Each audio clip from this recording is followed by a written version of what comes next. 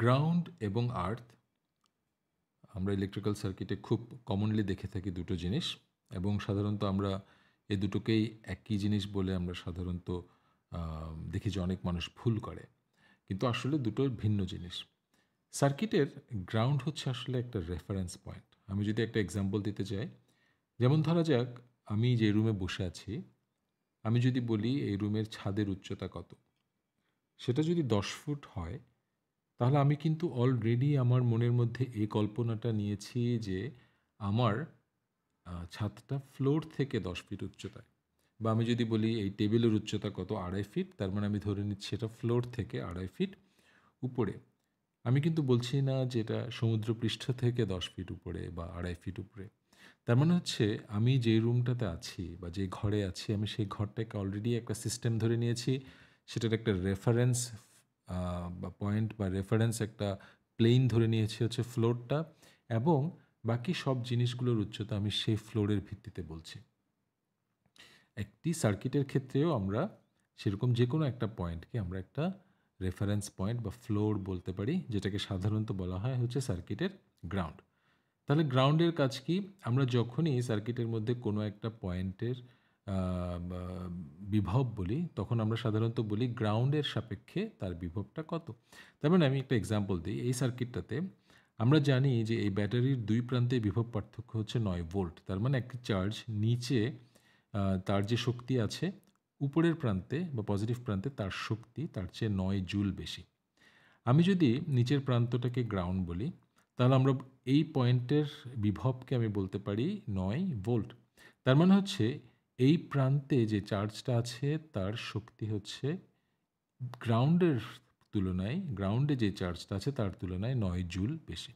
আমি যদি এই প্রান্তে বলি 9 জুল, তার মানে হচ্ছে গ্রাউন্ডের যে চার্জগুলো আছে তার তুলনায় এখানকার চার্জগুলোর শক্তি 9 জুল বেশি। সো আমি বলি হচ্ছে এই পয়েন্টটা 9 ভোল্ট আছে, বা আমি যদি বলি এই পয়েন্টটা 6 ভোল্ট, তার মানে হচ্ছে গ্রাউন্ডের রেসপেক্টে এই পয়েন্টের বিভব হচ্ছে 6 ভোল্ট। তার মানে হচ্ছে গ্রাউন্ডের চার্জগুলোর থেকে এখানকার চার্জগুলোতে 6 জুল এনার্জি প্রত্যেকটা চার্জে বেশি আছে। সো আমি বলতে পারি যে এটা আমার একটা রেফারেন্স পয়েন্ট বা এটা একটা গ্রাউন্ড, এবং সার্কিটের যে কোনো বিন্দুতে আমি যখন বিভবের কথা বলি, তখন আসলে আমি যেটা বলতে চাই যে গ্রাউন্ডের রেসপেক্টে তার বিভব 6 ভোল্ট বা 9 ভোল্ট বা যেটাই হোক না কেন। যদি সার্কিটে গ্রাউন্ড দেয়া না থাকে, যদি আমি কোনো একটা পয়েন্ট ধরে আমি বলি যে এইটার ভোল্টেজ হচ্ছে 5 ভোল্ট, তখন একটা ভ্যালিড কোশ্চেন হবে যে আমার গ্রাউন্ডটা কোথায়। আমার গ্রাউন্ডটা যদি দেয়া না থাকে, তাহলে আমি কোনো একটা পয়েন্ট ধরে বিভব বললে সেই স্টেটমেন্টটা রাইট হবে না। গ্রাউন্ড আমরা সাধারণত সার্কিটের সবচাইতে নিচু পয়েন্টটাতে ধরে থাকি, এটা ইজি।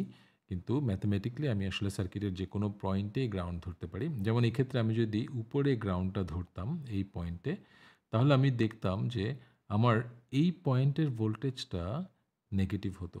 কারণ গ্রাউন্ডের চার্জগুলো থেকে এই পয়েন্টে যে চার্জগুলো আছে তাদের এনার্জি কিন্তু 9 জুল কম, আমরা ধরতে পারতাম। কিন্তু স্ট্যান্ডার্ড বা আমাদের প্রচলিত ওয়েটা হচ্ছে গ্রাউন্ডটা আমরা সাধারণত সবচাইতে নিচের পয়েন্টটাকে ধরে থাকি।